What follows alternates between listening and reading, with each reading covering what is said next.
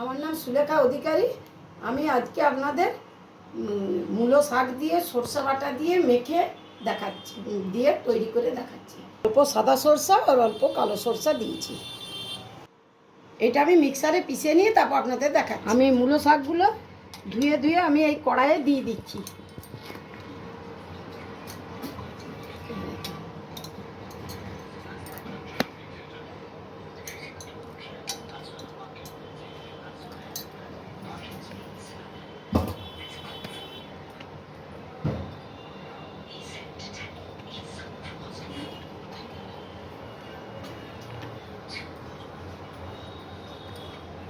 আমি একটু হলুদ দিলাম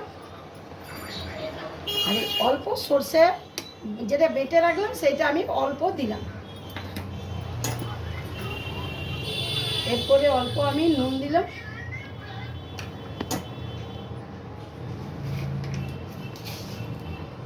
অল্প মিষ্টি দিলাম,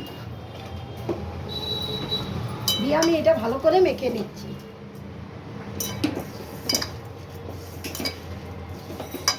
এই শাকটা আমি ভালো করে মেখে উপর থেকে আমি অল্প সরষার তেল দিলাম।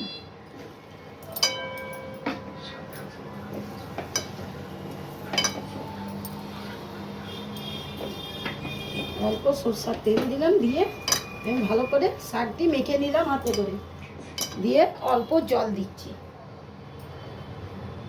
অল্প জল দিয়ে আমি এটা বসিয়ে দিলাম, দিয়ে আমি ঢাকা দিয়ে গ্যাসটা জ্বালিয়ে দিলাম। এবারে হলে আপনাদের দেখাচ্ছি,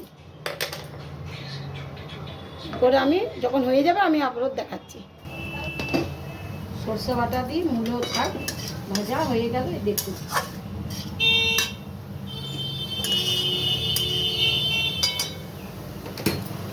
এবারে উপর থেকে অল্প কাঁচা তেল দিয়ে দিব।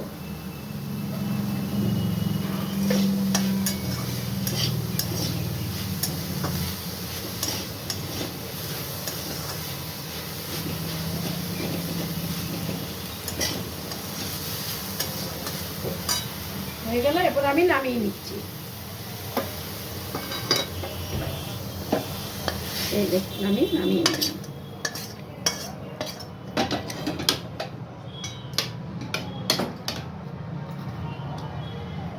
এই দেখুন আমার মূলো শাক সরষে বাটা বাটা দিয়ে ভাজা করলাম।